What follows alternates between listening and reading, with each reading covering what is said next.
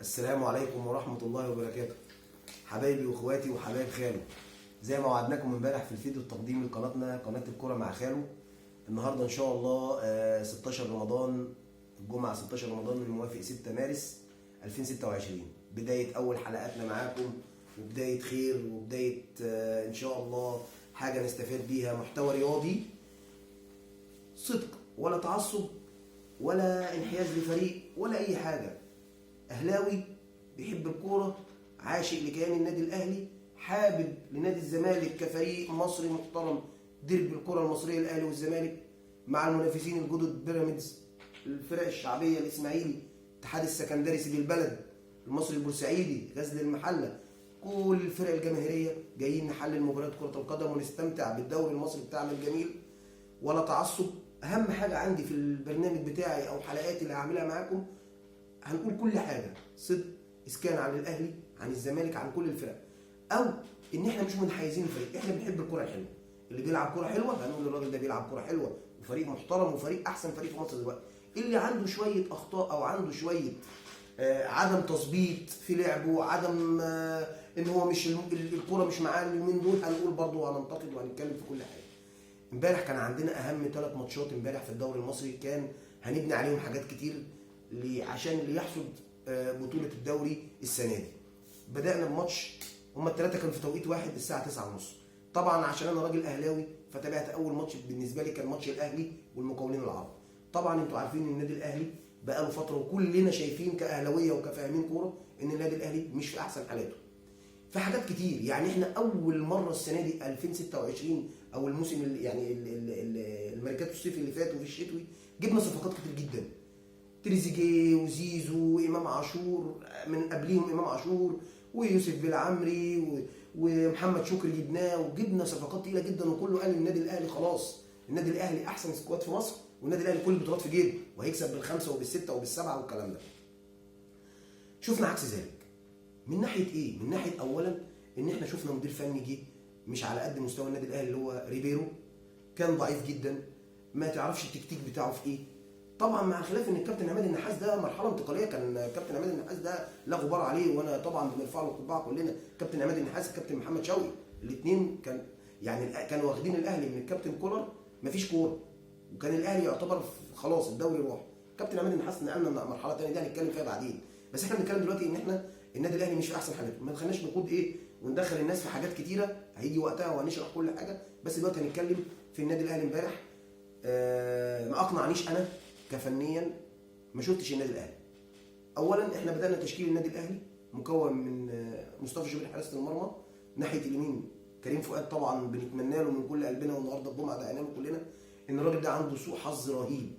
اولا اصابات، ويعني سبحان الله هي بتيجي كده، ان شاء الله يصبر ويحتسب، وان شاء الله الاصابه تطلع بسيطه، لان انا زعلت عليه جدا والله، زعلت جدا جدا، وان شاء الله الاصابه تطلع بسيطه ما تكونش اللي احنا بنفكر فيها، وان شاء الله هنتاكد وهنعلن لكم برده ان شاء الله تبقى اصابته ايه. طبعا اتصاب واتبدل، فكان بقى كانوا احمد عيد، هادي رياض، ياسر ابراهيم، هادي رياض، يوسف بالعمري. نص الملعب لعبنا الاثنين ارتكاز اللي هو اليو ديانج ومروان عطيه، وقدامهم امام عاشور، ناحيه اليمين زيزو، ناحيه الشمال تريزيجيه، وفرود وحيد اللي هو مروان عثمان. طبعا اغلبيه الجماهير النادي الاهلي كانت بتتكلم ان هي نفسها تشوف التشكيل ده، ان هي نشوف ان امام عاشور بياخد حريته، زيزو ناحيه اليمين، تريزيجيه ناحيه الشمال، اليو ديانج ومروان عطيه في نص الملعب، اثنين مركز 6 بيقفلوا خالص نص الملعب. احنا شفنا عكس ذلك. طبعا نادي المقاولين العرب كان نازل من اول الماتش الكابتن سامي قمصان قافل الملعب خالص، ال 11 لاعب بيدافعوا. فطبعا النادي الاهلي الكوره رايحه جايه، مفيش حد بيخترق، مش شايف حد بياخد كوره ويسدد. في مشكله عند النادي الاهلي شايفها بقالي فتره، ما حدش بيسدد من بره ال 18، ودي يا جماعه بقى لها سنين قوي ما بشوفش التسديدات، ما حدش بياخد الكوره ويروح واحد قدام واحد ويعدي ويشوط. مش عارف ليه، هو انا مش فاهم ليه، او مفيش فكر مثلا ان هو بيقول لهم مع التكتلات دي شوط، حاول تاخد واحد ضد واحد وتعدي وتروح تخترق. مش شايف، انا شايف النادي الاهلي الكوره بتاخد من نص الملعب، كرات عرضيه قدام تتقطع ترجع لورا، انت حضر لي هنا تروح لتريزيجيه، تريزيجيه يدي لامام عاشور، امام عاشور يرفع، كل الاوفرات.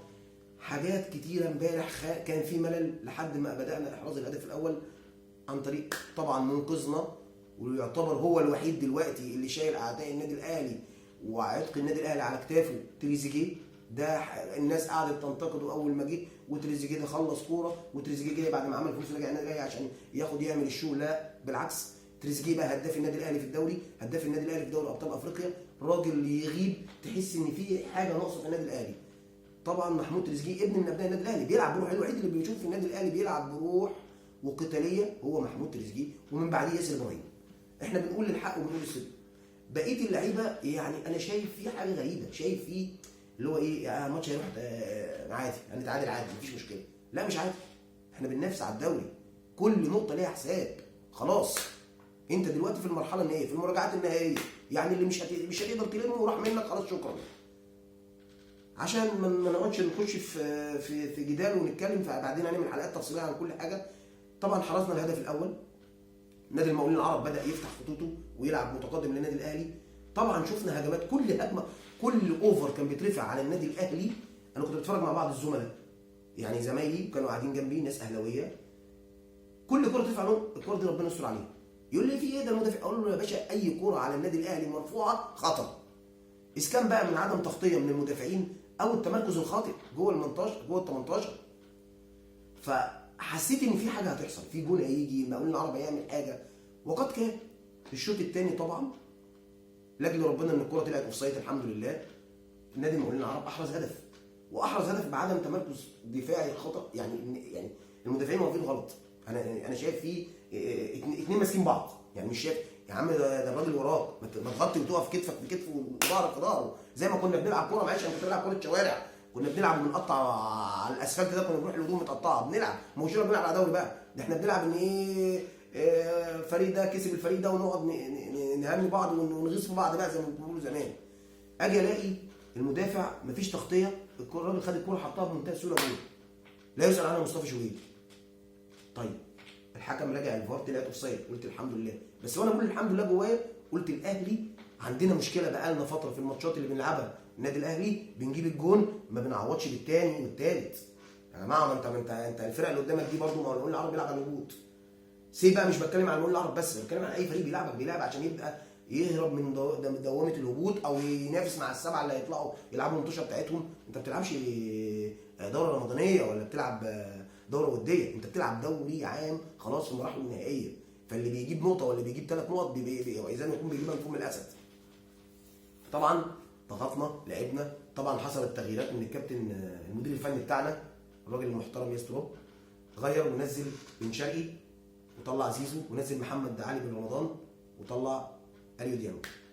فطبعا بن شرقي يعني انا من ضمن الناس، يعني وجهه نظري المتواضعه ممكن ما حدش ياخد بيها، طول عمري بقول بن شرقي يلعب فيرود صريح للنادي الاهلي. حتى لما كان بيلعب في الوداد المغربي او كان بيلعب في نادي الزمالك، كان في بعض الاحيان الزمالك بيستعين بيه فيرود، كان بيبقى خطر جدا جدا جدا على اي منافس. بن شرقي اولا عنده المهاره، عنده السرعه، عنده الفينش الكويس، عنده الرؤيه الفنيه اللي هو يقدر يدي اسيست لده، ياخد الواحد ضد واحد. فطبعا عشان مش هطول عليكم، بن شرقي خد الكوره عدى لعبها لامام عاشور، امام عاشور استغلها صح، حطها جون، الجون الثاني. طبعا حسيت ان الجون الثاني ده جه انا ارتحت شويه، بس كان لسه في وقت، في حوالي 20 دقيقه. فطبعا انا قلت خلاص الاهلي هيبدا بقى ايه، يحتفظ على الكوره، يسيطر، يعمل الباصات بتاعته، وهيحصل تغيير. كان نفسي اشوف محمد شريف ينزل امبارح يديله فرصه، لان انا بقول برضو محمد شريف من الناس المهاجمين الكويسين جدا جدا جدا، ولازم نشوفه، ولازم ياخد فرصته، ولازم يلعب. لان محمد شريف راجل جاي كان ماشي كويس جدا في بدايه الاعداد، وكان كويس قوي وعمل مطوشه حلوه مع الاهلي. مره واحده بعد اصابه، بعد كده رجع طلع بره القايمه. لا نشوف محمد شريف، لان محمد شريف من الفراوده كويسين جدا في مصر، ومحمد شريف ممكن يرجع ويبقى فيرود النادي الاهلي الاساسي، لانه عنده خبرات وعنده راجل بيعرف يخلص الكور جوه ال 18، راجل بيعرف يلعب بدماغه، راجل سريع، راجل مهاري. طبعا مش هنخش برضه في النقاش عشان ما نطلعش بره اليوم اللي احنا كنا عايزين نتكلم فيه والمنتوشه الثانيه. طبعا جينا الهدف الثاني، نادي المقاولين العرب عمل تغييرات، نزل نجيب شكري نجيب ومحمد سالم، والاثنين دول من الفراوده يعني اللي عندهم خبرات في الدوري المصري، بيعرفوا ازاي جوه الصندوق يخلصوا يجيبوا جون في انصاف الفرص. طبعا شفنا تحركات محمد سالم، كوره برضه اتشاطت من بره ال 18، طلع مصطفى شوبير، ردت لمحمد سالم استغلها خطا طبعا، خبطت في قصبه رجله وطلعت فوق العرض. انا جيت ساعتها قلت لا، النادي الاهلي كده في خطر، لان كل كوره فعلا. حتى يا جماعه مش عايزين تشوفوا ان الاهلي في حاجه مشكله عنده في الدفاع ورا، شوفوا رد فعل ياسر ابراهيم في الكوره اللي حصلت من ناحيه اليمين مع احمد عيد، وقعد يزعق ويخبط على وشه، مش قادر، عايز يقول لهم فوقوا فوقوا، في ايه؟ في ايه في دفاع النادي الاهلي؟ 17 جون في خلال 19 ماتش، كتير جدا، كتير جدا على فريق بنفس الدوري. 17 جون يخشوا فينا احنا كالنادي الاهلي ليه؟ ده احنا كنا بنيجي نفنش الدوري مع جوزيه بيخش فينا 7 8 جون بالعافيه. احنا 17 جون؟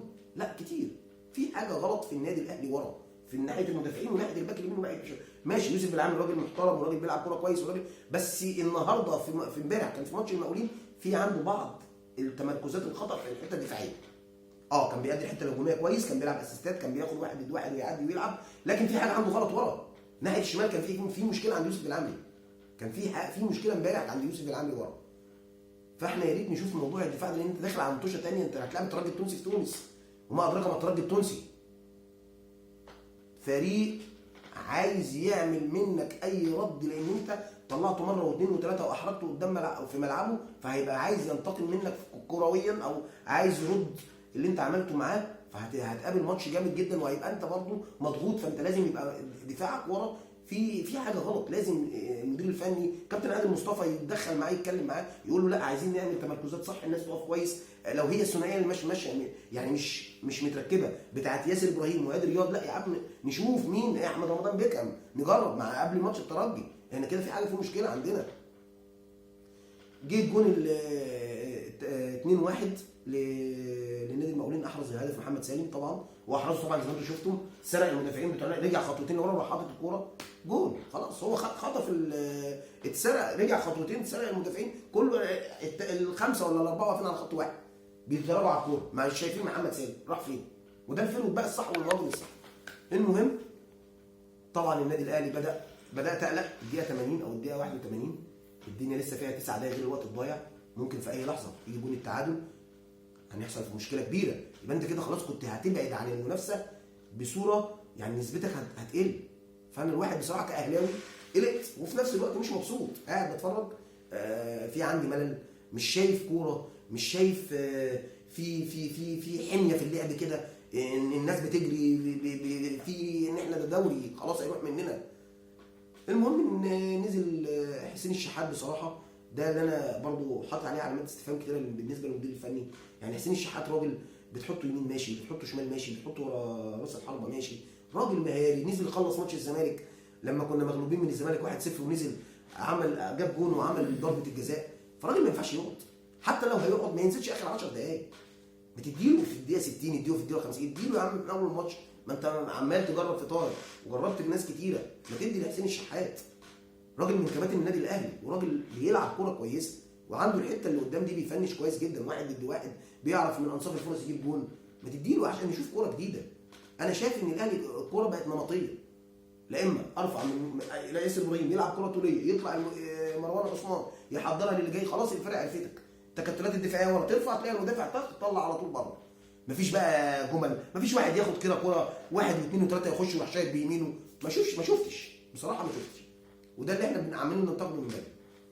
جبنا الجون الثالث طبعا الكابتن حسين الشحات، اللي انا بقول له يعني يا ريت تكمل كمان سنتين او 3 سنين في الاهلي، لان انت بقى ليك عامل الخبره وعامل ان انت فعلا بيلعب بروحه وبيلعب بمجهوده وبيدي كل طاقته للنادي الاهلي. ودي من اللعيبه اللي انا بحب اشوفها جوه النادي الاهلي، اللي بيدي للنادي الاهلي اخلاصه، ما بيبصش للفلوس، ما بيبصش للاعلانات، ما بيبصش ان انا هاخد كام، هعمل ايه، الجمهور بيعمل ايه، لا. حسين الشحات بيلعب كوره، يحب النادي الاهلي، يضحى بفلوس كتير وملايين كتير لما جه من الامارات عشان خاطر النادي الاهلي، فده يستحق يبقى جوه النادي الاهلي. 3-1 بدانا نخلص اخر 9 دقائق، هجمه هنا هجمه هنا. طبعا شفنا كوره اشرف بن شرقي لما خدها وراح عمل الهجمه المرتده، ولاعب النادي المقاولين اعاقه وخد الطرد.